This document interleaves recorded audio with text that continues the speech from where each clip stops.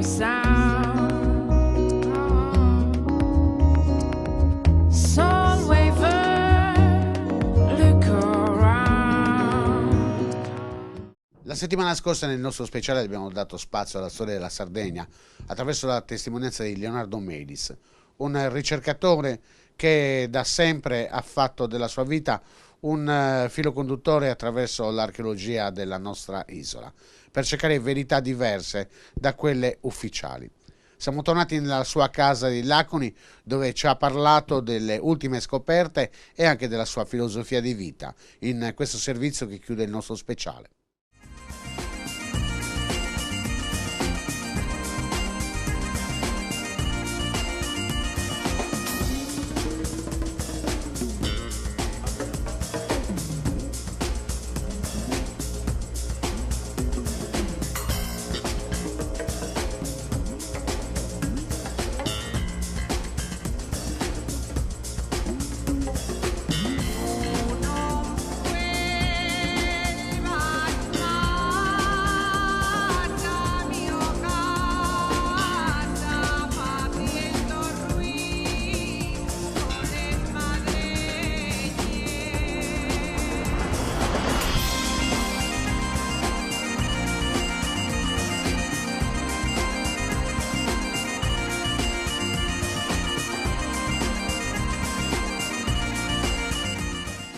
Perché io sono conosciuto da migliaia, da centinaia di migliaia di persone, io ho dei forum, dei blog con 1 milione di visite in tutto il mondo, intendo, sono ricevuto dal governatore di Luxor, sono ricevuto dal console generale di Francia a Marsiglia, quindi perché Leonardo Melis è conosciuto nel mondo e perché Leonardo Melis parlava di statue di Montebramma prima del 2005? Attenzione, 2005, non so se lei Antonello sa, che nel 2005 le statue furono portate via dal sottoscala del Museo Regio, quello di Piazza Indipendenza o Costituzione, e portate agli Punti.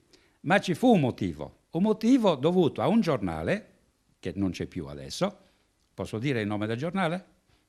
Il Sardegna, o il giornale di Sardegna come si chiamava allora, perché riprese da alcune segnalazioni e conferenze che questo Leonardo Melis faceva in giro per la Sardegna e non solo, parlando di queste statue, di cui un busto era esposto, le altre erano nei magazzini. Ecco, mi spiega perché spesso e volentieri le bellezze archeologiche, insomma, le testimonianze storiche giacciono nei sotterranei delle nostre sovrintendenze. Perché quando uno si avvicina a un nuraghe e si avvicina per fare una fotografia che potrebbe dare il lustro alla Sardegna, perché siamo in crisi, se qualche turista viene a visitare un nuraghe o a fargli delle fotografie, schifo non ci fa, perché magari dà dei soldi al ristoratore che abita vicino, insomma si crea un indotto. Perché c'è questa gelosia?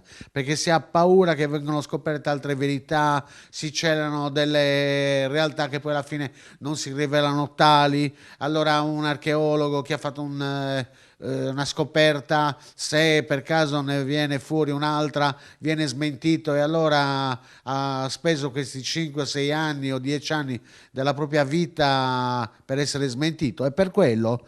O perché siamo sardi e quindi siamo invidiosi l'uno degli altri? Io credo, Antonello, che lei l'abbia azzeccata in pieno, perché questo fronte comune che fanno l'archeologia ufficiale è sospetta, perché a questo punto non si può più continuare a negare, a dire che tutto è nato nell'VIII secolo a.C. a oggi. Quando si trova un'ancora, per fare un esempio... Tu è nato che cosa? Di Sardana, diceva. No? Tu è nato che cosa? Che cosa è nato 8 secoli avanti? No, la civiltà nel Mediterraneo. No, loro questo hanno sempre scritto e continuano. Cioè loro cercano di far rientrare tutto entro questa data. Quindi si trova...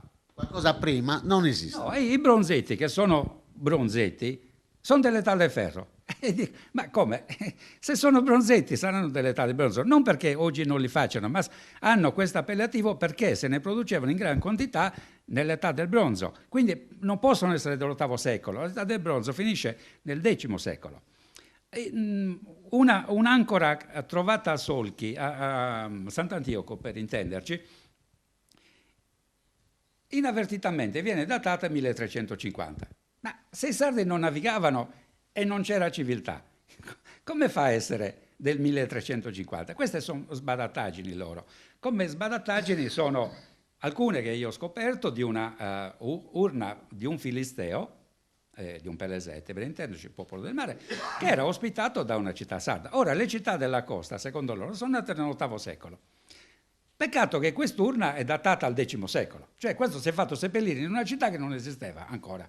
Quindi non riescono più a tenere, a controllare questa data perché nascono continuamente Ora, io ho avuto una segnalazione dal sindaco del Pozzomaggiore, mio vecchio compagno di scuola. Leonardo, abbiamo questa costruzione, vieni, la vedi, scrivi qualcosa, eccetera. E io questo ho fatto. Questa cosa strana era talmente strana che raffigurava praticamente un qualcosa che in Sardegna non doveva esserci. Era una piramide a 7 gradoni, con un tempio sopra, con degli ambienti a forma di torso e a bovida narauso a soffitto piatto, quindi fuori dall'ordinario. E quando io ho dato la notizia a un amico di Vigliolina, a Serreli, per intenderci, lui stranamente ha pubblicato questo filmato, cosa che non accade mai, ma lui è un amico che diciamo, ha voluto fare, un signore, ha fatto bene. Immediatamente la sovrintendenza, con a capo l'ex sovrintendente che è andato via, c'era un paio d'anni, ha dichiarato noi smentiremmo. Cosa vuol dire noi smentiremmo? Come puoi smentire? Perché quello è un proto-nuraghe. Peccato che questo proto-nuraghe sia costruito sopra un nuraghe. Quando io gli ho detto, hanno preso una decisione. È andato il sovrintendente capo dal sindaco a Pozzomaggiore col comandante del nucleo speciale dei carabinieri e non so cosa abbiano fatto. Fatto sta che il sindaco non mi chiama più, ma cosa hai fatto? Cioè voglio dire, c'è qualcosa da nascondere. Non sono gli alieni sulla Luna del resto. Cosa ci vuole a dire? Abbiamo sbagliato. Va bene, d'ora in avanti scriveremo che i sardi navigavano, che avevano una scrittura, che i Sciardana sono sardi, tanto sono rimasti solo loro a dire che non sono sardi Sciardana.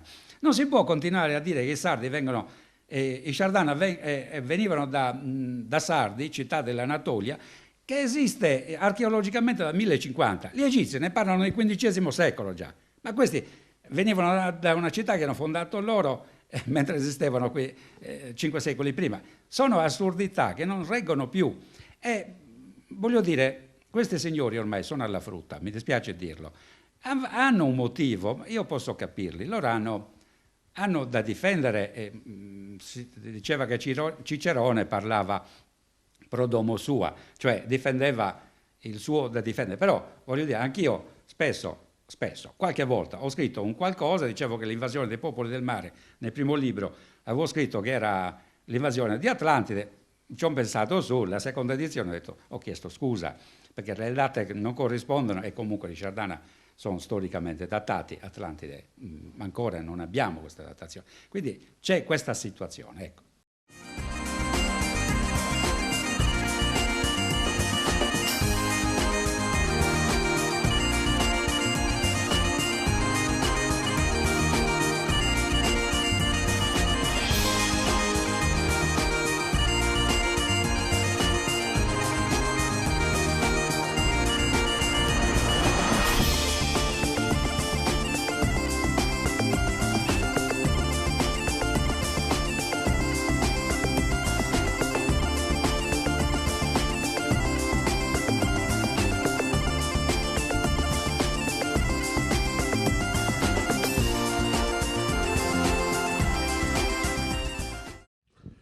Leonardo, la sua vita come trascorre? Una sua giornata tipo?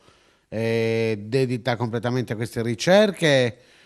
Oppure ci sono dei periodi in cui si assenta, lascia moglie, figli, non so, baracche e burattini a casa, parte e chi si è visto si è visto?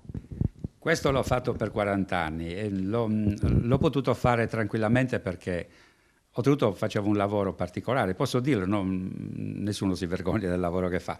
Lavoravo per un'azienda internazionale di profumi, non faccio il nome dei profumi, ma erano i primi grandi profumi delle firme, diciamo, dei sarti. E quindi facevamo le nostre convention in Egitto piuttosto che a Londra, eccetera, e avevo tutto il tempo di dedicarmi alla ricerca di siti, di visitare templi, il British Museum piuttosto, eccetera, eccetera. Quindi questa è, diciamo, è durata fino agli anni 90. Negli anni 90 qualcuno mi ha convinto a scrivere un libro, l'ho fatto, è volato via in un mese il libro, ha 12 edizioni, oggi è pubblicato anche in Francia, Chardin e i popoli del mare, facciamo un po' di pubblicità, tanto è quello il titolo. Dopodiché io ho pubblicato altri libri. Ad esempio l'ultimo si occupa della Bibbia. Ma perché la Bibbia? Perché la Bibbia parla dei Chardana, parla dei popoli del mare e dice anche chi sono quei famosi fenici che i greci videro partire per la Sardegna nell'VIII secolo. Sono loro, sono le tribù del nord di Israele, e il regno si chiamava proprio Israele, che sparirono nell'VIII secolo, guarda caso, e non si sa che fine hanno fatto. Sì che si sa che fine hanno fatto, anche perché gli archeologi israeliani, dei quali alcuni sono personalmente, posso dire amico, comunque conoscente, stanno scoprendo tutto quello che fa comodo ai miei scritti, perché hanno scoperto che la tribù di Dan, che io personifico con alcuni mercenari Chardin a seguito di Mosè, sono documentati perché nel loro porto, nel porto di Acri, San Giovanni d'Acri dei Templari, per intenderci, ci sono montagne di ceramiche sarde. Ma Adam Zertal ha scoperto una città sardana sul Monte Carmelo nel 1992, che poi andò anche uno studioso sardo lì a studiare, eccetera. Ma lui dice è una città sardana. Non solo, quella io l'ho identificata con la città di un generale sardo che era al soldo di Ramesse III, si chiama Sisara. Lui stesso nel 2005 qui a Cagliari venne a fare una conferenza al museo e mi disse sì Leonardo, lei ha ragione, perché Sisara non è un nome nostro, è un nome sardo. Non è vero che mi disse anche mi sembra Sassari. Io feci una risata perché Sassari è medievale, ma non è detto. Però voglio dire, gli archeologi e gli studiosi, chiamiamoli stranieri, cioè quelli non sardi, riconoscono in pieno questi studi, riconoscono in pieno che i Chardana sono sardi, che i Sacalasa abitavano lì ad Azor ed erano qui, ma che i Gecker abitavano in Palestina, i palestini, i filistei li conosciamo dalla Bibbia, e che la Bibbia parla di questi popoli. Quindi che cosa ci vuole a dire, signori, io non voglio che dicano Leonardo Meles ha ragione, tanto lo sta facendo la gente. Io ho sempre le sale stracolme, strapiene di gente, ma non solo qui, ma anche domenica a Roma era pieno. La metà erano sardi perché hanno visto la locandina Chardana e allora andiamo. Però, voglio dire, almeno dicessero, signori, abbiamo sbagliato, non c'è più quel paletto dell'VIII secolo, la storia sarda, chiamiamola sarda, anche non sarda, la storia sarda comincia molto prima, ci sono i documenti, ci sono gli scritti, ci sono anche dei, come chiamarli, dei freelance, freelance che se ne occupano, che hanno scritto, che sono apprezzati all'estero, facciamolo.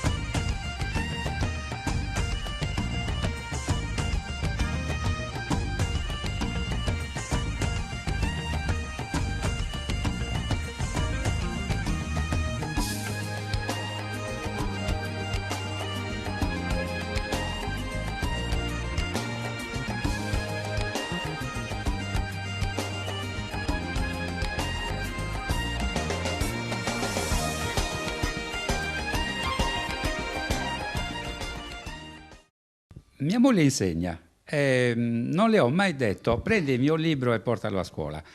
L'ho detto ad altre insegnanti, a mia moglie mai. I miei figli, mia figlia è partita prima per la Danimarca a studiare alcune cose che io ho pubblicato importanti sulla storia del Sole che si muove, no? Questa non la racconto oggi però. Poi alla fine me la racconta perché una rivelazione me la deve fare. È curiosa, sì, vabbè, mettiamoci quella in conto. Quindi mia figlia adesso è alle Canarie che studia i guanci, che studia altre cose. Mio figlio, che come i figli maschi è sempre contro il padre, ha appena pubblicato un fumetto, di quei fumetti cult tipo L'Eternauta, per intendere, non il solito fumetto, ma un fumetto a colori fatto in un certo modo, eccetera, l'ha chiamato Sharden. Quindi voglio dire, io ho studiato dei salesiani, mi dicevano non insegnare mai niente agli altri, insegnalo con l'esempio. Fai in modo che gli altri seguano il tuo esempio positivo, chiaramente, quello negativo è facile darlo, ma quello positivo. Quindi mia moglie insegna, niente, ha simpatia per quello che io dico. Guardate che sposi la sua causa. No, non sposa la mia causa, però ormai io ho un seguito fisso, no? Anche Domenica Seui c'era la gente sciardana che mi segue anche da Cagliari, eccetera, anche nelle escursioni che facciamo solitamente. E lei è con loro, ormai sono amici, però si mischia, diciamo, niente di particolari attenzioni, voglio dire, ecco, va bene. Cioè la preghiera davanti a lei non la fa ancora. Gli dei li lascia da un'altra parte. Assolutamente no, però vedo che è molto attenta alle conferenze. Il conferenziere, diciamo, il relatore spazia di solito a vedere le reazioni del pubblico, no? È giusto vedere ogni singolo, e quindi vedo anche chi è attento, chi non è attento. È una bella cosa comunque. Come la storia, come il tempo, passa e non ce ne accorgiamo. Sono passati 50 minuti da quando abbiamo iniziato l'intervista, lo sa, Leonardo? Per Bacco. No, Sembrava. non pensavo, perché io ho l'abitudine di parlare a lungo, spesso nelle mie conferenze mi dicono, guarda, quanto? Un'ora? No, 2 ore e mezza. Vabbè, poi magari si Abbiamo iniziato alle 7:20 e sono le 8. Sì, parlando di cose belle, nuove soprattutto, relativamente nuove perché ormai sono 15 anni che... Io le ho fatto dire tutto quello che vuole e adesso la saluto, ma prima di salutarla io le cedo il microfono perché lì una rivelazione in esclusiva me la deve dare. Non mi guardi così, ha provato 80 km su dei curva, va bene, no, 100. Sto scherzando, sì, però in effetti è anche vero. Per cui, no, adesso scherzi a parte, si tolga un sassolino. No, ho visto che lei accennava a qualcosa, ha fatto uno sguardo, diciamo, di sorpresa. Stavo parlando di qualcosa che adesso mi sono anche scordato, oltretutto, però per quanto riguarda i sassolini, io potrei parlare di Monti Brama, che sono stato, se non fra i primi, forse... Ha parlato del sole prima. Ah, ecco, certo, mi sembrava. È vero, mi era passato di mente. Lei è solare, parli del sole. È una cosa curiosa, e noi parliamo di Galileo, no? Si parla così tanto delle scuse della Chiesa nei confronti di Galileo, perché Galileo non aveva semplicemente proposto una novità scientifica, ma aveva contestato un brano della Bibbia, per l'esattezza del libro di Giosuè. Praticamente Giosuè stava combattendo contro gli Amaleciti e stava vincendo, a quanto dice la Bibbia, e stava arrivando la sera. Giosuè pregò sia Mosè che Dio stesso direttamente di fermare il sole, cioè di fermare la luce, in modo che lui poteva così continuare la battaglia e vincere definitivamente gli Amaleciti. Devo dire che questo racconto io l'ho trovato anche nell'Iliade e quindi ho fatto questo collegamento, perché l'Iliade ha origini probabilmente in parte nei paesi balcani e nei paesi del Baltico, quindi a nord. Mia figlia studia all'università, quindi c'era questa possibilità che si recasse in Danimarca e così ha fatto un anno in Danimarca e gli chiesi a solstizio d'estate di controllare una certa cosa. Questa certa cosa in pratica era un fenomeno che si verifica solo a quelle latitudini, quindi nel Baltico, dove erano questi popoli di cui parla l'Iliade. È Patroclo che chiede, mentre ha le armi di Achille, chiede agli dei di fermare il sole, per poter continuare a battere i troiani. Mentre nella Bibbia abbiamo Giosuè. Ma Giosuè sappiamo che è vissuto in un periodo che è contemporaneo alla guerra di Troia, alla guerra di Ilio, se vogliamo, che poi coincide con l'invasione dei popoli del mare. Questo fenomeno, in pratica, accade.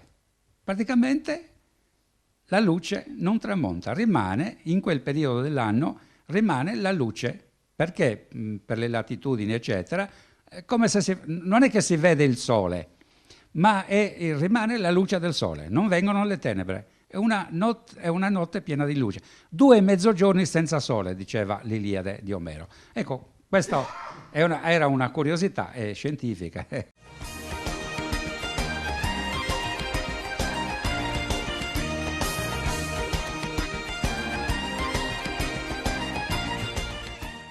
Il sassolino che voglio levarmi dalle scarpe è un grosso sasso. Io ho fatto delle contestazioni sul web ad alcuni giornali, alcune testate sarde, che oggi seguono questa messa in mostra dei cosiddetti archiobuoni, come io li chiamo in modo così bonario, no? Loro mi chiamano in ben altri termini, che ora si propongono con queste statue, con questi scavi che sono stati fatti. Beh, io potrei dire 1000 cose su questo luogo, che era ancora aperto fino allo scorso anno.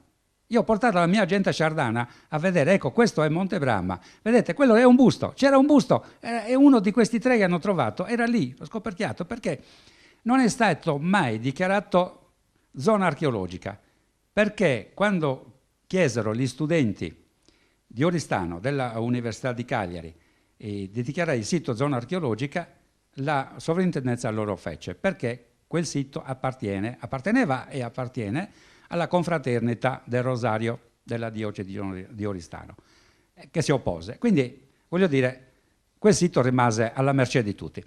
Tant'è vero che molti di Cabras prendevano le statue, ma non per rubarle, non erano tombaroli, per conservarle in alcuni giardini. Io ho pubblicato delle foto con questi, oggi li chiamano giganti, io non sono d'accordo su questo termine.